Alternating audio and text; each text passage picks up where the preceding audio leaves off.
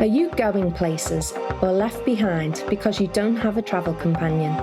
Listen to how you can travel more independently. Dr. Travel Best will bring you the best answers, tips, and hear mistakes so you can benefit. Welcome to Dr. Mary Travel Best's Bucket List Travel. We share the travel tips and guide you to your next destination.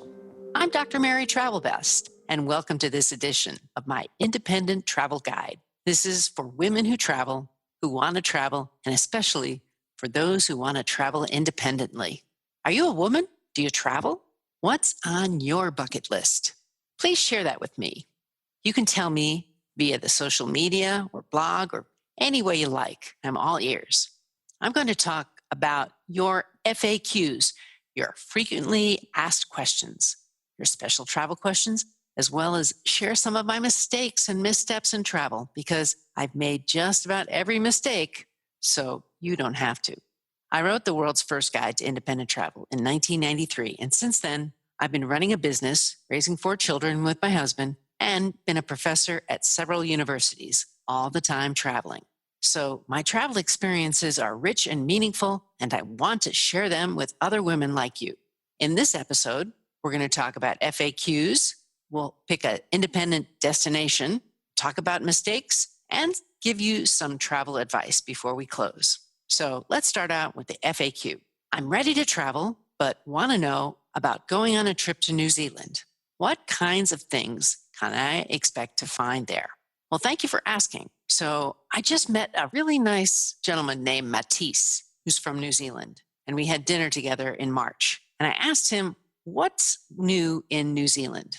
Well, the thing that we talked about mostly was the bombing that happened in Christchurch. It was just happened this year, so very much on the mind of all local Kiwis, which is what they're called, who live there. He said it was a shocker because nothing like that had ever happened in New Zealand before. So if you're concerned about that, I really don't think it's something that's going to be repeated. I was there in 1982, so it's been a long time, but I have lots of friends who've been there since. And if you're going to be going to New Zealand, you're going to want to have at least 2 weeks to spend there. There's 2 islands, the North, obviously, and the South Island. And on the North Island is the town of Auckland, the city, I should say. It's the capital. It's the main hub. It's the metropolis. The South Island is bigger and has more of a Norway feel to it. You will find fjords at the very southern tip of New Zealand. And one of my favorite towns is Queenstown. So if you have a chance to get down there. One of the fun things that we did when I was there was we went to the Franz Josef Glacier, and we started out on regular ground on a plane, and we landed that plane on the glacier and walked around, and then flew back down a little bit later on in the day. So that was really quite an adventure.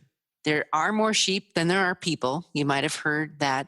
And of course, they speak English, so you shouldn't have trouble with the language. And sheep are still very plentiful. So you will have a lot of nature around you. It's a farming community for many people still. One of the things that I most remember is going to Rotorua, and that's where it has that sulfur smell, kind of like smelly eggs.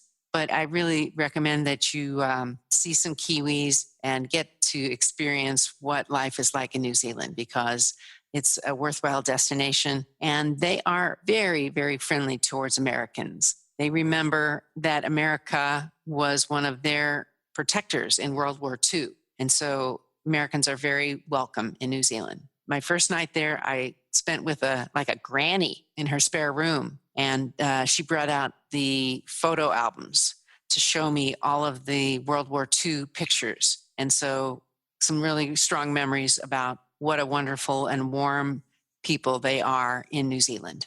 So today we're going to talk about independent destinations, and another one after New Zealand that I think is worthwhile to see a little closer to home is Tijuana, Mexico. So Tijuana, Mexico is less than 20 miles from San Diego to the border. And it could be a very, very culturally defining moment for you. You can get to San Diego certainly from any domestic airline and then just travel 20 miles south via a car, or you can also go in a trolley through the right to the border, and then you can walk across. You do need to have a passport to get back in. So that is definitely something you want to bring with you, no matter what your age. In Tijuana, there is a big street right in the main area when you cross over called Revolucion.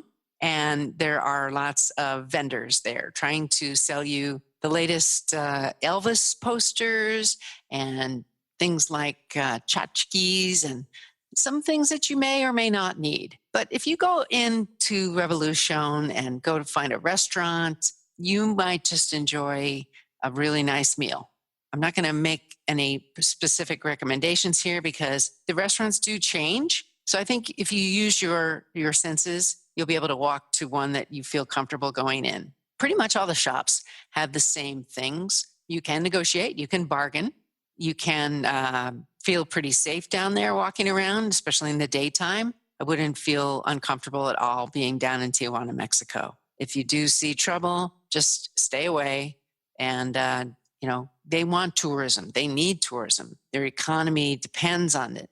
Yes, there are several people coming up from Honduras to the United States. They have a kind of a sanctuary in Tijuana, but I don't believe it's anywhere near the border. So if you have a chance to get down to Tijuana, do give yourself time to experience the flavors, the colors.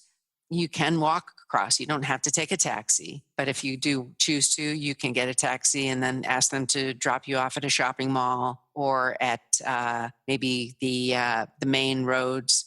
And the taxi drivers would be happy to do that. If you're driving in Mexico, if you have a rental car, make sure that you have the proper insurance. You can get insurance the day before online. It depends on the car that you have. It cost me something like $25 a day to insure my car. You definitely want to get that before you go down to Mexico. And the driving is a little bit dangerous because there's a lot of cars down there that are driving around. And if it was my first time down there, I would not bring a car.